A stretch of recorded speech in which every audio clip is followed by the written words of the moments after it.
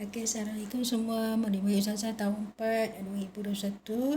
Okey, apa khabar semua? Jumpa lagi kita tahun 2021 secara dalam talian. Okey, sekarang ni Ustazah seorang yang cakap. Jadi korang dengar dan tengok apa yang Ustazah suruh tengok ni. Okey. Hari ni hari Jumaat 29 Januari 2021. Okey, jadual hari ini ialah Sirah tahun 4. Okey, harapnya semua dah ada buku teks. Buku teks Sirah tahun 4. Okey. Okey, ni ialah buku aktiviti Sirah yang berwajah baru dan isinya pun baru. Lagi baik daripada edisi lama dulu. Okey.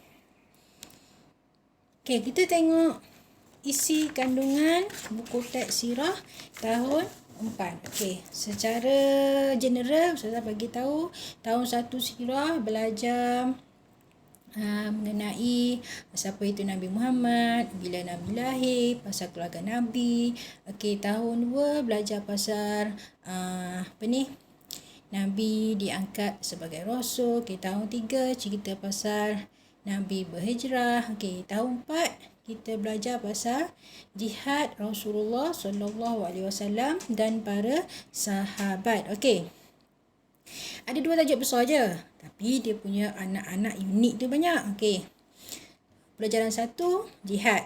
Okey, unit pertama, konsep jihad dalam Islam. Unit 2, perang Badar. Unit 3, Perang Uhud. Unit 4, Perang Khandaq. Unit 5, Perjanjian Hudaibiyah. Unit 6, Pembukaan Kota Mekah. Okey. Ingat satu je sirah ni. Sirah ni pelajarannya dia punya konsep baca, hafal. Nak lagi cepat mudah ingat, kena tulis nota kecil. Walaupun kamu bosan, tapi sirah ni benda yang wajib kita pelajari. Sirah ni ialah kisah benar tentang Rasulullah SAW dan para sahabat. Mana sumber sirah ni? Daripada Al-Quran dan hadis. Sirah ni tak menipu. Tak ada tokoh tambah daripada unsur-unsur luar. Okey, sirah ni tak macam sejarah. Sejarah boleh berubah, tapi sirah tak akan berubah hingga hari kiamat.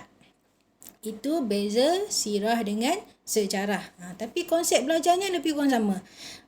Baca, dengar, tulis, hafal. Ulang balik benda yang sama. Okey. Sirah ni tak payah tekan kalkulator. Dia ada nombor tu berkaitan dengan tahun ataupun bilangan tentera. Tu je lah. Tapi dia tak ada operasi tambah tolak. Tak ada operasi bahagi darab. Tak ada. Kamu tak payah hafal formula. Cuma hafal fakta-fakta sahaja. Okey.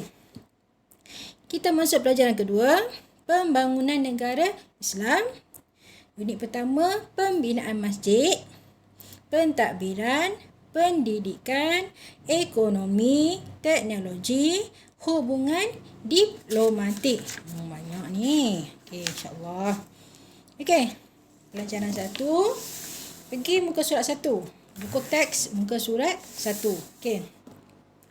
Objektif pelajaran ini, di akhir pelajaran ini, murid dapat menghurai konsep jihad dalam Islam. Menceritakan kisah Perang Badar. Okey, nanti kita belajar Perang Badar. Kisah Perang Uhud, kisah Perang Khandaq, Perjanjian Hudaibiyah, kisah pembukaan Kota Mekah. Okey, apa kaitan jihad dengan ekonomi, pelajaran dan sosial. Okey, tapi hari ni kita belajar satu tajuk je, iaitu konsep jihad dalam Islam. Apa itu jihad? Adakah nak berjihad tu kena pegang senjata? Okey. Adakah nak berjihad tu kena pakai pudah? Macam mana tu? Okey, nanti kita baca. Okey. Dengar ya. Okey, jihad adalah kesanggupan berjuang untuk mempertahankan diri, agama, keluarga dan negara. Okey. Kita sanggup tak mempertahankan diri kita? Itu ialah jihad. Keinginan kita.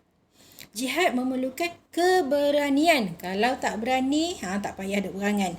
Dan keikhlasan. Kalau nak mengharapkan upah, tak boleh berjihad. Walaupun dengan mempertaruhkan harta sendiri dan nyawa kita sendiri serta bersedia berjuang kerana Allah. Okay, pendek kata macam inilah nak berjihad ni. Tak boleh mengharapkan ada balasan.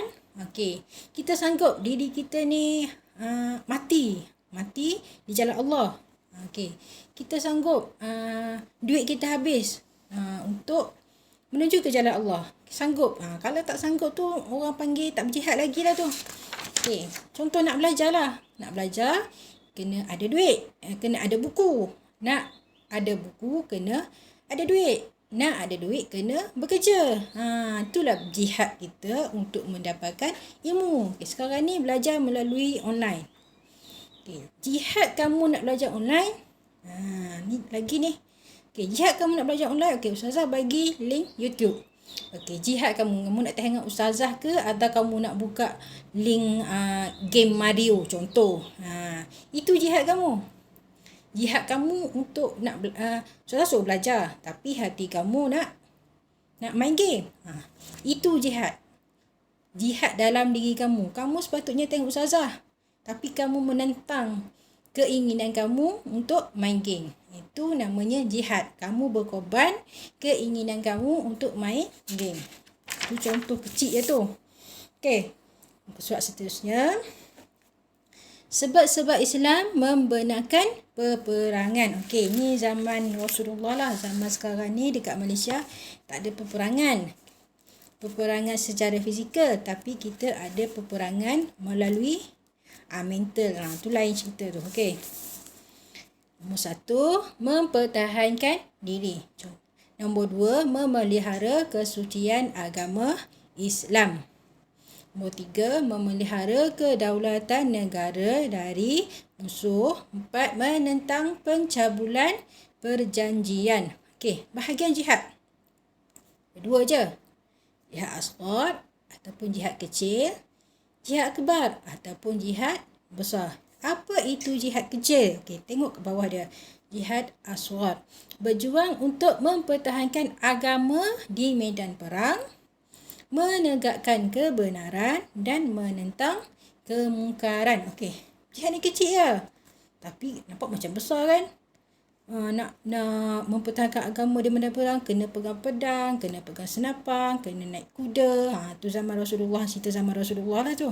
Okey, menegakkan kebenaran. Kebenaran ni maksudnya bila orang maki hamun agama Islam, kita serang, kita kita punya kita bantah dia punya ni. Okey.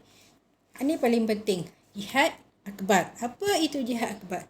Berjuang untuk melawan hawa nafsu sendiri dalam diri sendiri. Sesiapa yang berjaya melawan hawa nafsu dan godaan syaitan pasti akan berjaya dalam hidup di dunia dan di akhirat serta mendapat balasan yang dijanjikan oleh Allah. Tadi Ustazah dah bagi contoh.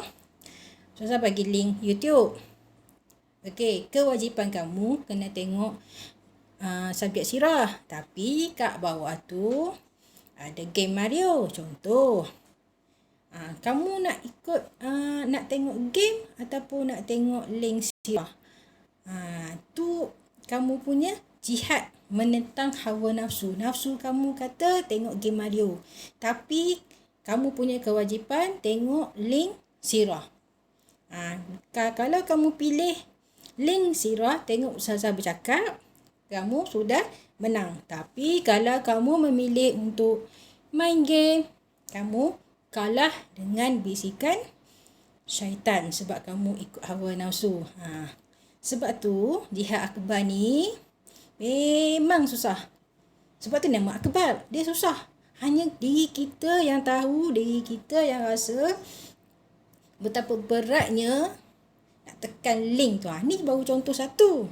Contoh satu lagi pagi-pagi. Contoh satu lagi. Okey. Pagi-pagi ayah kejut. Ali. Contohlah, contoh nama. Okey. Ali, bangun solat subuh. Okey. Kamu ni mengantuk. Oh, mengantuknya.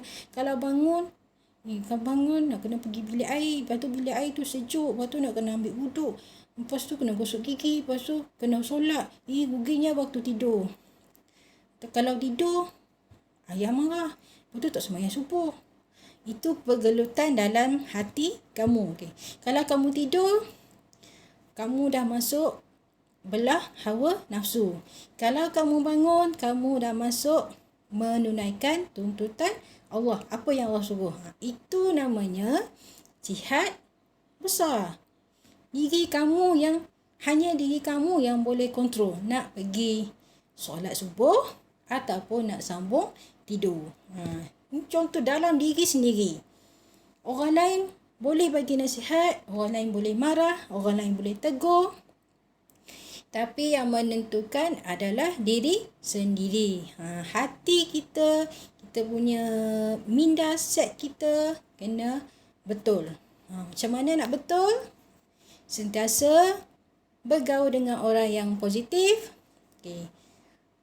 Buat apa yang Allah suruh. Tu antara contoh-contoh yang boleh kita buat lah. Okay. Jihad akbar ni. Contoh lagi. Biasa kat Kelah lah. Dulu lah kat Kelah ni.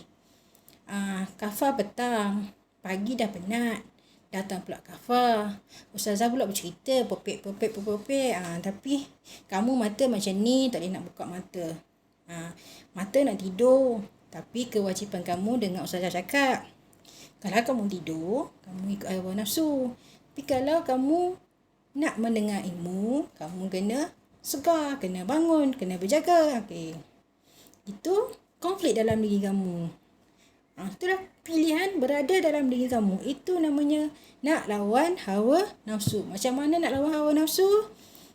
Minta izin dengan Ustazah, pergi cuci muka, minum air. Itu cara lawan hawa nafsu yang suruh kita tidur. Itu contoh. Banyak lagi contoh dalam kehidupan kita seharian. Okey. Itu saja untuk hari ini. Kelas sirah kita yang pertama. Okey, terima kasih menonton. Okey, bila dah tonton, tulis nama murid dekat komen bawah siaran ni untuk Ustazah ambil kehadiran. Okey, terima kasih. Assalamualaikum warahmatullahi wabarakatuh.